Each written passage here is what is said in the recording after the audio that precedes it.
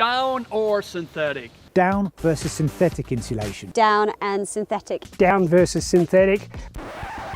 Hold up a second here. I think we're having the wrong conversation. Is it really as simple as an apples to apples comparison? Now, the extent of the comparison seems to be around the idea of what happens when your insulation gets wet. When down insulation gets wet, it clumps together and it's then essentially rendered useless and not providing the warmth that it needs.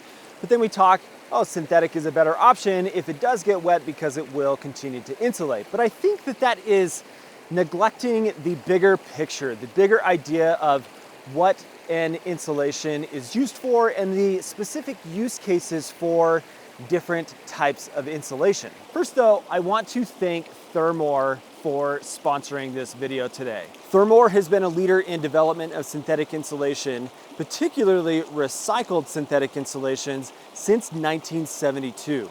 Now, Thermore's goal is to help you, the consumer and user of outerwear, better understand the proper use of various insulations and choosing the right option for your backcountry needs. Now, I think it's really important to first understand and define how insulation works. How, when I put a jacket on like this, it gives me the protection from the cold and keeps me warm and cozy when I'm out in cold conditions. Now, it really comes down to the simple idea of trapping warm air. The warm air from your body, keeping it there and just insulating, providing that protection from the cold.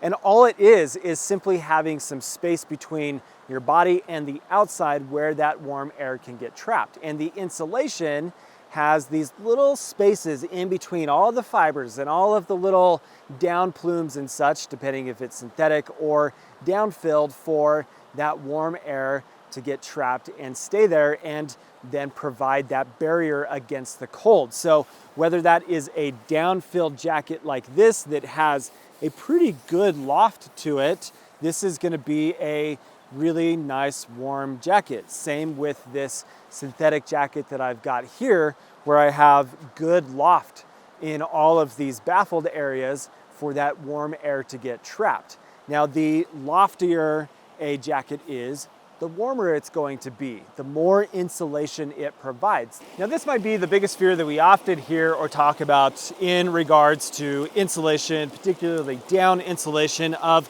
what happens when you do dunk your insulation in a river. It's really not all that realistic. Let's be honest about it. But should your insulation start to get wet and clump together and you're in freezing temperatures outside, then that does pose a problem, because down does not have the ability to quickly dry and to loft back up so that you are able to be warm in those kinds of conditions. Now, the jacket that I've got here is from Stio, and this has a Thermore Eco Down rolled synthetic insulation in it. And we are going to dunk this in the river. Again, this is not realistic, people.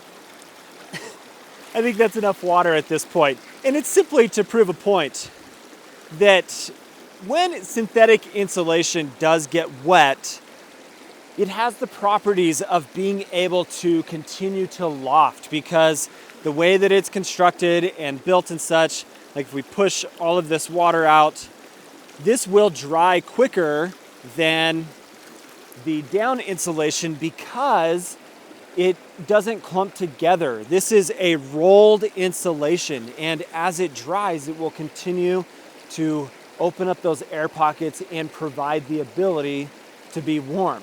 But again, the conversation in my mind is way bigger than just what I've shown here. Okay, let's dial this in a little bit, because what I'm not going to do is sit here and say down insulation is better than synthetic insulation or synthetic is better than down.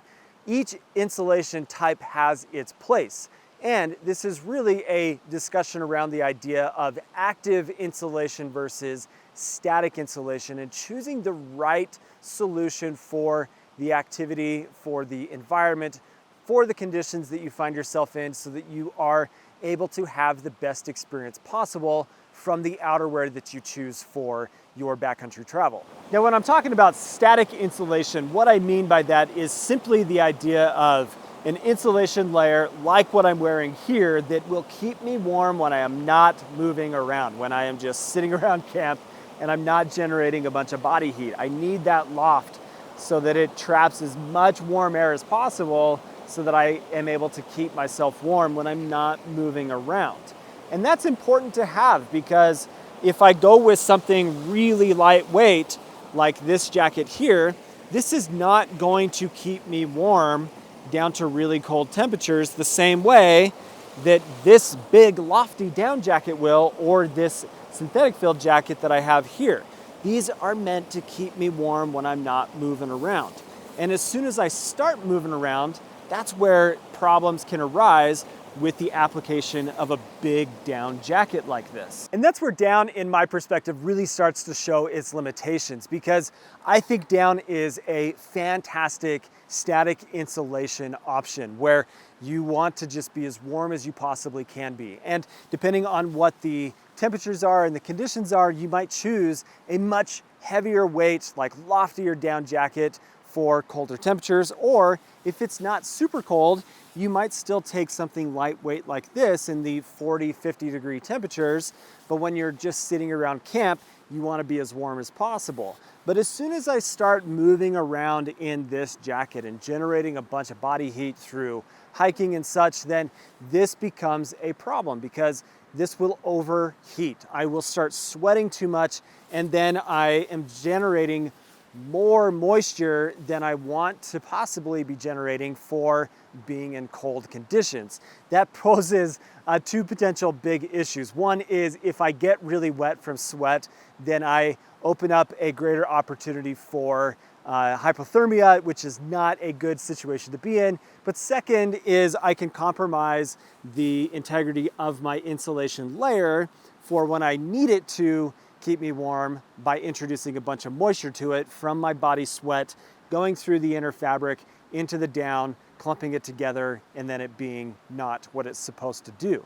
And that's where synthetic, in my mind, really, really shines. From an active layer standpoint, there's much more versatility. Now you might say, well, just use less down so it's not as warm in that case. Now at some point, you have a diminishing return in the ability for a down jacket to keep you warm. Any lighter weight than this, then you are having too much opportunity for cold spots and you are opening up more stitch lines. It's just not the right application. There is a minimum amount of down necessary to have the layer be effective in what it's designed to do. And that's where synthetic insulations are just so much more versatile. They provide the opportunity for me to be active and not have to be concerned about my insulation essentially like being rendered useless, because right now it's out snowing, it's kind of wet, and if I get really hot and sweaty, then that insulation is going to promote the opportunity for that sweat to move through the insulation and not overheat me.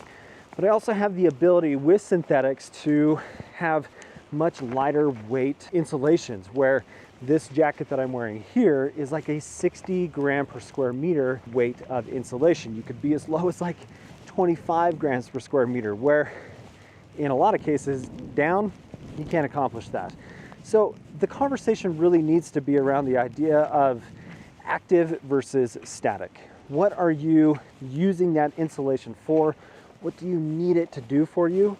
And by choosing the right piece of outerwear for the activity, you're going to have a much, much better experience. And so it can't just be this conversation of down is better because it has a better warmth to weight ratio, or synthetic is better because it will keep you warm when it gets wet. Like, it's a bigger conversation than that. And so think about it from like an active versus static standpoint. What do I need that insulation piece to do for me while I'm out? And then choose the item based around those specific parameters of what you need out of the gear that you choose. Now, I hope that information is helpful in just getting a better understanding of the real difference between synthetic insulation and down insulation, and which makes sense for the activity that you are doing out in the backcountry. This is not, again, a discussion of down being better than synthetic or synthetic being better than down. This is just the idea of choosing the right tool for the job. Now, I also want to thank Thermore again for sponsoring the video, for supporting my channel, and the opportunity to partner with them in helping this idea of educating around the outerwear that you choose for your backcountry travels. Now, Thermore's been making synthetic insulations for a very long time, since 1972, but not just generic basic synthetic